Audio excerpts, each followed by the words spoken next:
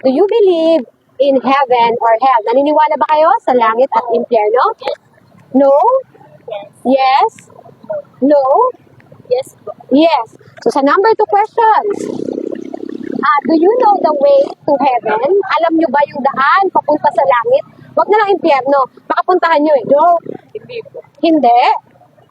Ano po? Is gusto nyo bang malaman kung saan or ano ang daan patungo sa langit? Yes?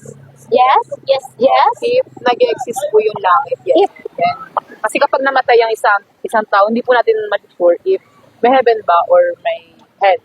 Yun lang po yung nasa isip ko. Kasi po, for me, wala pa pong napatunayan na ano po. In science po, wala pa pong napatunayan na merong heaven and hell. Tama naman, no? Wala pang napatunayan ng science, wala pa heaven. Pero, no, pinakita ng Diyos sa akin nung ako po ay nanaginip. Eh, sa panaginip ko, nakita ko ang isa na pagandang gate ng langit. And alam niyo po yon, walang may kukumpara. Isipin niyo na yung pinamagandang gate sa mundong ito.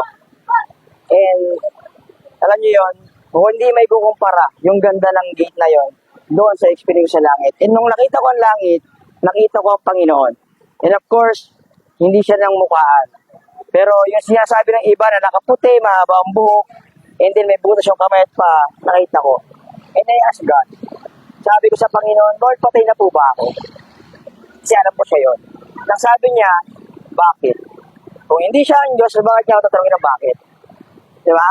Di ba nasagot niya, hindi ako ang Diyos, hindi ko kailangan sagutin tanong mo. Tama? Pero ang tanong niya, bakit? Eh, nasabi ko, kasi po Lord, ang dami ko pa pong plano sa buhay. Gusto ko ng ganito, gusto ko ng ganyan. No? Kaya at that moment, ibinalikan ko ng Panginoon. It was 2008. And naniniwala ako na kung hindi ako binalik ng Panginoon, wala na ako sa mundo. Wala po sa harapan ninyo.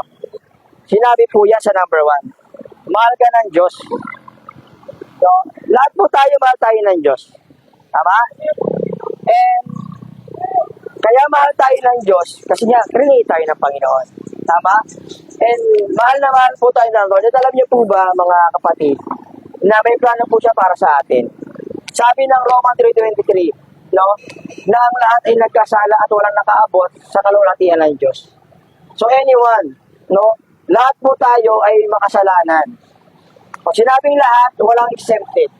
At sinabi rin ng Roma 6:23, na ang kabayaran ng kasalanan ay kamatayan. Lahat tayo mamamatay. Tama po? Una-una lang. Diba?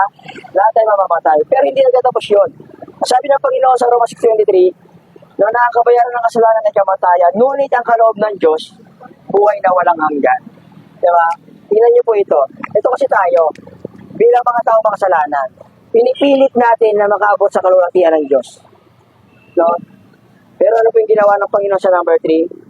Ang Diyos mismo yung bumaba para sa atin. Kung mahal tayo ng Panginoon at may magandang plano siya sa atin na tayo yung mapunta tayo sa impyerno, no?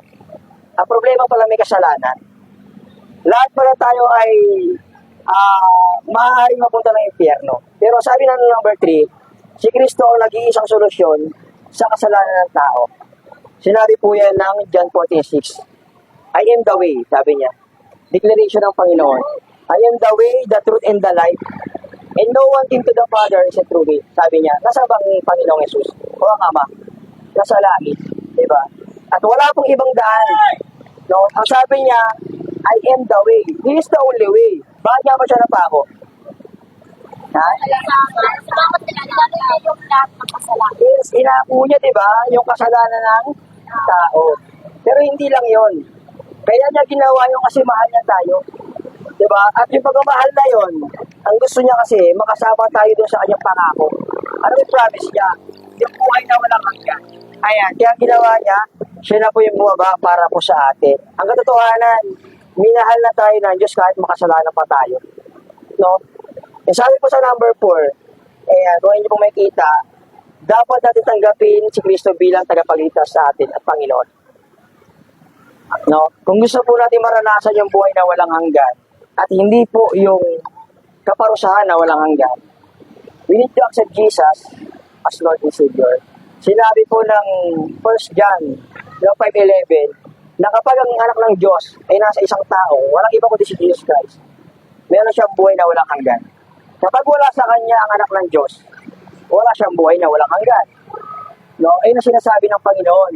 Diba? Kaya kung gusto natin magkaroon ng buhay na walang hanggan, hindi natin kailangan maging mabuti. Kahit anong pang gawin nating sakripisyo, pagiging mabuting tao, kahit pumunta ka pa ng Quiapo tuwing Biyernes, maglakad ka ng grotto taon-taon, pag pinitensya ka pa taon-taon, hindi ka maliligtas ng mga bagay na ginagawa mo. Then ang sabi ng Panginoon, ang lahat ng mabuting bagay na ginawa natin, isang marunong basa sa kanyang harapan. So anong dapat natin gawin? Sabi lang, ang dapat gawin lang natin ay tanggapin lang ang ating Panginoon. At wala na pong iba. Now, tingnan niyo po ito. Yung circle na maliit. Ayan, kung makikita niyo po dyan, yung isang bangkuan, yung letters na yan po yung ating sarili. Yung self. Yung pangalawa, sino po yung naghahari dyan? Si Jesus Christ. Of course, tatanungin ko po kayo, ano yung gusto niyo sa dalawa? Di ba yung may cross? Gusto niyo na si Kristo yung maghahari. Nang anong dapat natin gawin? Sabi po ng 1 Corinthians 5:17, ang naipag-isa ni Kristo ay isa ng bagong nilalang. Wala na yung kanyang lumang pagkatao, ito ay napalitan na ng bago. Kung tatanggapin mo ang Panginoon sa Kristo, may pagbabagong mangyayari sa buhay mo. No? Gagawa ka na ng mabuting bagay, hindi dahil maliligtas ka. Gagawa ka na ng mabuting bagay dahil ligtas ka na. No? At walang ibang pwedeng maging gift yung pagtanggap mo sa Panginoon, kundi yung kaligtasan. Na question po. Di ba? Of course, kung tatanungin ko po kayo ngayon, saan niyo gusto mapunta? Sa langit o sa impyerno? Sa langit. So, ano yung sinasabi ng Biblia? Yeah, we need to accept Jesus as Lord and Savior. Darating ang araw na ang tao mamamatay at ang mundo po ay gugunawin. Question, ano mauuna sa palagay mo? Pagdating ng Panginoon o pagdating ng kamatayan mo? Feel ko po yung pagdating ng kamatayan. Yes. Pero ang totoo, hindi mo rin nag-aalam. Di ba? Second question, so pag namatay ka, saan ka pupunta? Kung wala ang Kristo sa puso mo, hindi mo siya tinanggap, automatic, impyerno ka. But right now, if you accept Jesus as Lord and Savior, kahit mamatay ka ngayon sa kinakakuan mo, dahil tinanggap mo ang Panginoon ng totohanan, may buhay na walang hanggan na nag-aantay para sa iyo. Amen. Can I pray for you po? Ayan. Sige po, pwede po ba tayong pumikit lang at tayo po ay manalangin. Hallelujah. Maraming Diyos na makapangyarihan sa lahat na may likha ng langit at lupa. Salamat po, Panginoon, sa hapong ito, sa buhay ng mga kabataan, Lord God, na narinig po ang mensahe ng iyong pagliligtas, Panginoon.